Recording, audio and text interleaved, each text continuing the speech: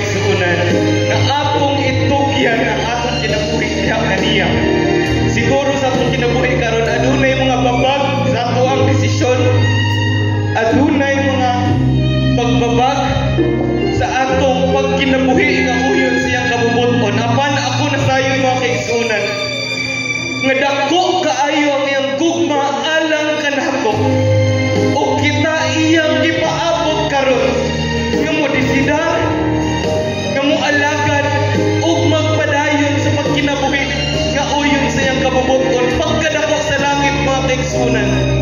Di ta mabalaka kung unsaon unsay mahitabo ang atong kabalak-an mga kaigsunan kung nahilayo ta diha sa Ginoo.